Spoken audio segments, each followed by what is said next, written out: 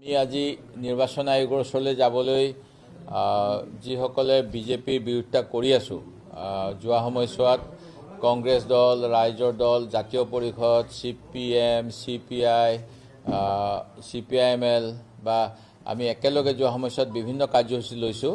তাৰ ভিতৰত আজি এটা অন্যতম কাৰ্যসূচী এখন শুদ্ধ ভোটাৰ তালিকা, ভাৰতীয় নাগৰিকৰ ওপৰত কৰা হাৰাশাস্তি, ধৰ্মৰ নামত আমাৰ সমাজক বিভেদ কৰি মুখ্যমন্ত্ৰীয়ে যি ঘৃণাৰ ৰাজনীতি, নিৰ্বাচন আয়োগৰ যি SR ৰিভিজন, এই ৰিভিজনৰ যোগেৰে অসমত বিষবাষ্প বিয়পাবলৈ বিচাৰিছে আৰু তেওঁ সকলো ক্ষেত্ৰতে ধৰ্ম দেখে। আনকি নিৰ্বাচন আয়োগৰ দায়িত্ব হ'ল এখন শুদ্ধ ভোটাৰ তালিকা ভাৰতীয় নাগৰিকসকলৰ বাবে প্ৰস্তুত কৰি গণতন্ত্ৰক মজবুত কৰা। এই ব্যৱস্থাটোতো তেখেতে ৰাজনীতিকৰণ কৰে আৰু ৰাজনীতিকৰণ কৰি আমাৰ নাগৰিকসকলৰ মাজতো বিভাজন আনিব বিচাৰে। আৰু এইবাবেই আমি দেখা পাইছোঁ যি ভোটাৰ তালিকাৰ তিনিটা বিষয় থাকে, 6, 7, 8, 7 নম্বৰৰ যোগেদি কাৰোবাৰ নাম সম্পৰ্কে ওজৰ আপত্তি থাকিলে তেওঁ সেইখিনি কৰিব পৰা যায়। আগতে আছিল যে যিটো ভোট কেন্দ্ৰ, সেই ভোট কেন্দ্ৰৰ বাসিন্দাই এই আপত্তি কৰিব পাৰে। পৰৱৰ্তী সময়ত সংশোধন কৰি দিলে গোটেই সমষ্টিৰ যিকোনো এজন ভোটাৰে কৰিব পাৰে। আৰু ইয়াৰ আলম লৈ যোৱা সময়ছোৱাত আমাৰ নেতা ৰাহুল গান্ধী ডাঙৰীয়াই যেনেকৈ ভোট চুৰিৰ কথাটো অতি যে লাখ লাখ ভাৰতীয় নাগৰিকৰ নাম ধৰ্মৰ ভিত্তিত কৰ্তন, অচিনাকি মানুহৰ যিসকলে ৰাজ্যৰ বাহিৰৰ বাসিন্দা তেওঁলোকৰ নাম অন্তৰ্ভুক্তি কৰি বিজেপিয়ে যোৱা সময়ছোৱাত বিভিন্ন ৰাজ্যত ভোট গ্ৰহণ কৰি নিৰ্বাচনত জয়লাভ কৰি গণতন্ত্ৰক মষিমূৰ কৰাৰ চেষ্টা কৰিছে আৰু কৰিবলৈ সফলো হৈছে। কিছু জাগাত য'ত দেখা গৈছে যে যদি ভোটৰ জিকাৰ মাৰ্জিন মাত্ৰ 10-20 হাজাৰ হয়, তেনে ক্ষেত্ৰত তেওঁলোকে 30 হাজাৰ নতুনকৈ নাম অন্তৰ্ভুক্ত কৰি দিয়ে 6 মাহৰ ভিতৰত। বিধানসভা নিৰ্বাচনত যদি কোনোবা এটা সমষ্টিত 2.5 লাখ ভোটাৰ আছিল, তাৰ 6 মাহৰ ভিতৰতে এনেকুৱা ধৰণেৰে নতুন ভোটাৰৰ অন্তৰ্ভুক্তি কৰি 3 লাখলৈকে ভোটাৰ বা তেওঁলোকক অন্য ৰাজ্যৰ পৰা তেওঁলোকৰ নাম ভোট চুৰ কৰি পেলাই কৰা হৈছে। আৰু এই ভোট চুৰি বৰ্তমান সময়ত অসমত আমি দেখা পাইছোঁ। আৰু লগতে ভোট চুৰি বুলি ক'লে যে ভোটৰ অন্তৰ্ভুক্তি সেয়া তাকে নুবুজায়, মানুহৰ ভোটৰ তালিকাৰ যিসকলৰ নাম থাকিব লাগে নাম কৰ্তন কৰাৰ ব্যৱস্থা কৰিছে। আৰু এই কথাখিনি গোটেই অসমৰে বিশেষকৈ সংখ্যালঘু সম্প্ৰদায়ৰ বহুখিনি ভোটাৰৰ ক্ষেত্ৰত দেখা গ'ল। মোৰ সমষ্টিত মই ক'ব পাৰোঁ শিৱসাগৰ জিলাৰ নাজিৰা সমষ্টিত যোৱা সময়ছোৱাত এজনো সন্দেহযুক্ত ভোটাৰৰ নাম ভোটাৰ তালিকাত নাছিল। অৰ্থাৎ মই 2011 চনৰ পৰা নিৰ্বাচনত প্ৰতিদ্বন্দ্বিতা কৰিছোঁ। মোৰ কোনো এখন ভোটাৰ তালিকাত এজনো মানুহৰ বিপৰীতে ডি ভোটাৰো লিখা হোৱা নাই। আৰু ডি ভোটাৰ হ'লেই যে তেওঁলোক বাংলাদেশী হ'ব সেয়াও নহয়, তেওঁলোকে বিভিন্ন কাৰণ সেই ডি ভোটাৰৰ লেভেলটোও নাইকিয়া হয়। মই এটা উদাহৰণ দিছোঁ। আৰু আমাৰ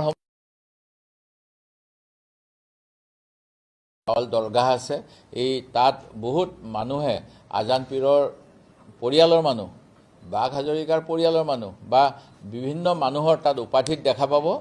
ইছলাম হাজৰিকা, বৰা হাজৰিকা বা বিভিন্ন উপাধি আছে, বৰুৱা আছে, হুছেইন বৰুৱা, এইবিলাক উপাধি ৰজাদিনীয়া উপাধি। আৰু ৰজাই কামত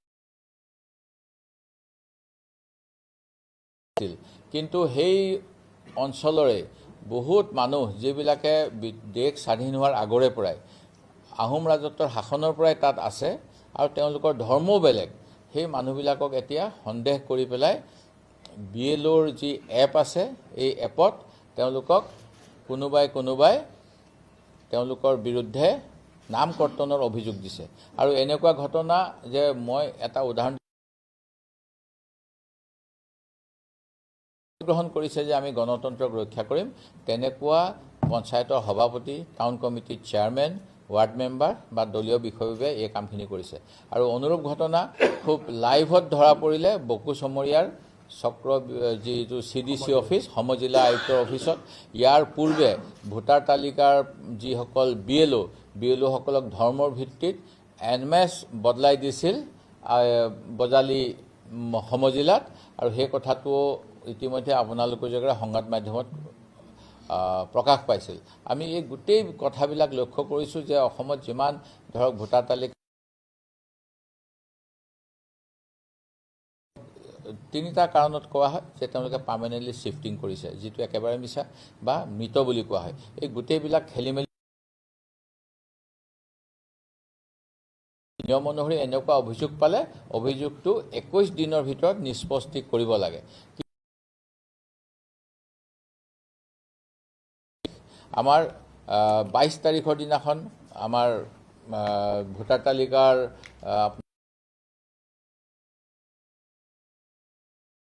বা এপিল বন্ধ কৰাৰ সেইখিনি হৈ গ'ল 22 তাৰিখে। 22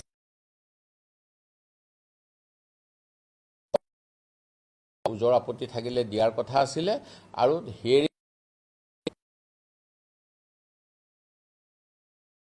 হ'ব।